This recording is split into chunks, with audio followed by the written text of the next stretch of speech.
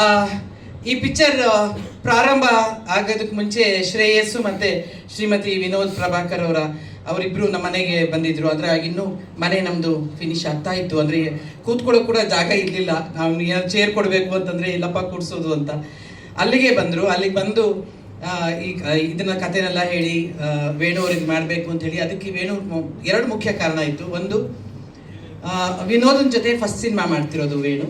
ಇನ್ನು ಮತ್ತೆ ಚೈತನ್ಯ ಜೊತೆ ಮತ್ತೆ ಸಿನಿಮಾ ಮಾಡ್ತಿರೋದು. ಯಾಕಂದರೆ Chaitanya one of the favourite directors ಅಲ್ಲಿ ಒಬ್ಬರು ವೇಣುಗೆ. ಆ ಎರಡೂ ಕಾರಣದಿಂದ ಒಪ್ಕೊಂಡ್ವಿ. ಆವಾಗ ಪದ್ಮನ ಬಗ್ಗೆ ನಮ್ಗೆ ಗೊತ್ತೇ ಇರಲಿಲ್ಲ. ಪದ್ಮ ಬರೋದ್ ಮುಂಚೆ ಶ್ರೇಯಸ್ ಹೇಳಲೇಬೇಕು, ಒಳ್ಳೆ ಪ್ಯಾಷನ್ ಇರುವಂಥ ಒಬ್ಬ ಪ್ರೊಡ್ಯೂಸರ್, ಇಂಟ್ರೆಸ್ಟ್ ಇರುವಂಥ ಒಂದು ಪ್ರೊಡ್ಯೂಸರ್, ಸಿನಿಮಾ ಅಂತಂದರೆ ಒಬ್ಬ ಆಡಿಯನ್ಸ್ ಆಗಿ ಎಂಜಾಯ್ ಮಾಡುವಂಥ ಒಬ್ಬ ಪ್ರೊಡ್ಯೂಸರ್. ಈಗಲೂ ಕೂಡ ಹಾಡುಗಳೆಲ್ಲ ಬರ್ತಾ ಇದ್ರೆ ಅವ್ನು ವಿಸಿಲ್ ಹಾಕೊಂಡು ಕೂತಿದ್ದ ಹಿಂದೆ. ನೀನು ಡ್ಯಾನ್ಸ್ ಮಾಡ್ತಿದ್ರೆ ನಾನು ಅಂತಂದರೆ ಇವನು ಅಂತ ಅವ್ರ ಜೊತೆಗೆ ನನಗೆ. ಅಂದರೆ ವಿನೋದನ ನಿಜವಾದ ಅಭಿಮಾನಿಗಳಲ್ಲಿ ಶ್ರೇಯಸ್ಸು ಕೂಡ ಒಬ್ಬ. ಯಾಕೆಂದರೆ ನಿನ್ನ ಬಗ್ಗೆ ಎಷ್ಟು ಮಾತು ಕೇಳಿದ್ದೀನಿ ಅವನ ಬಾಯಲ್ಲಿ ಅಂದರೆ Vinoda, Vinod sir, Vinod sir, Vinod sir. ನನ್ನಲ್ಲಿ ಇರೋ ನನಗೆ ಸ್ವಲ್ಪ ತಾನೇ ಗೊತ್ತು ಕಣೋ. ಅವ್ರ ಅಪ್ಪಾಜಿ ಜೊತೆ ನಾನು ಆ್ಯಕ್ಟ್ ಮಾಡಿದ್ದೀನಿ, ಅಷ್ಟು ಬಿಟ್ಟರೆ ವಿನೋದನ ಜೊತೆ ನಾನು ಯಾವ ಸಿನಿಮಾನು ಆ್ಯಕ್ಟ್ ಮಾಡಿಲ್ಲ ಇದುವರೆಗೂ.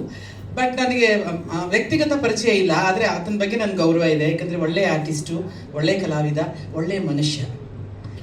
ಅದರಿಂದ ನನಗೆ ಅವನ ಬಗ್ಗೆ ಒಳ್ಳೆಯ ಅಭಿಪ್ರಾಯ ಇದೆ. ಬಟ್ ಇವನಿತ್ರ ನಿನ್ನ ಬಯೋಡಾಟ ಕೇಳಿ ಕೇಳಿ ನಾನು ಇನ್ನೂ ಹತ್ರ ಆಗಿಬಿಟ್ಟೆ. ಏನೋ ನನಗೆ ತುಂಬ ಗೊತ್ತು ವಿನೋದ್ ಪ್ರಭಾಕರ್ ಅನ್ನೋ ಥರ ಇದ್ರೆ. ಯಾಕಂದರೆ ಶ್ರೇಯಸ್ ಸತಿ ಹೇಳಿದ್ದ ನಾನು ನಿನ್ನ ಬಗ್ಗೆ. ಆಮೇಲೆ ಪದ್ಮನ ಬಗ್ಗೆ ಅಂತೂ ತುಂಬ ಖುಷಿ ಅನಿಸುತ್ತೆ. ಪದ್ಮ ಒಂದು ಇನ್ನೋಸೆಂಟ್ ಹೆಣ್ಮಗಳು, ಪದ್ಮಾವತಿ ಜಯರಾಮ್ರವರು. ತುಂಬ ಖುಷಿ ಅನಿಸುತ್ತೆ. ಒಬ್ಬ ಹೆಣ್ಣುಮಗಳು ಯಾವುದಾದ್ರೂ ಒಂದು ಕೆಲಸ ತಗೊಂಡ್ರೆ ಮೊದಲನೇದಾಗಿ ಅವನು ಹೆಂಡ್ತಿ. ಆಕೆ ತುಂಬ ಖುಷಿ ಅನಿಸಿದ್ಲು. ಯಾಕಂದರೆ ಅಷ್ಟು ಕಮಿಟ್ಮೆಂಟ್ ಆಗಿ ಬಂದು ಮಾತಾಡಿ. ಆ ಸೆಟ್ಟಲ್ಲೂ ಅಷ್ಟೇ. ನಾನು ಒಂದ್ಸತಿ ನಿಮ್ಮ ಶೂಟಿಂಗ್ ಹತ್ರ ಮೈಸೂರಿಗೆ ಬಂದಿದ್ದೆ. ನಮ್ಮ ಮನೆ ಪಕ್ಕದಲ್ಲೇ ನೀವು ಶೂಟಿಂಗ್ ಮಾಡ್ತಿದ್ರಿ ಮೈಸೂರಲ್ಲಿ. ಸೊ ಅದರಿಂದ ಯೂಶಲಿ ವೇಣು ಸೆಟ್ಟಿಗೆ ನನ್ನ ಕರೆಯಲ್ಲ, ನಾನು ಹೋಗಲ್ಲ.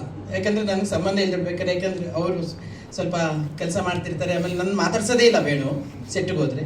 ಸೊ ಅದರಿಂದ ನಾನು ಹೋಗೋದಿಲ್ಲ. ಬಟ್ ಅಲ್ಲಿ ನಮ್ಮನೆ ಪಕ್ಕದಲ್ಲೇ ಇದ್ದಿದ್ದಕ್ಕೆ ನೀವು ಬನ್ನಿ ಅಂತ ನೀವು ಕರೆದಿದ್ದಕ್ಕೆ ಹೋಗಿ ಬಂದೆ. ಅಲ್ಲಿ ಇವನ ಹೆಂಡತಿ ಎಷ್ಟು ಲವಲವಿಕೆಯಿಂದ ಓಡಾಡ್ಕೊಂಡಿರೋದು.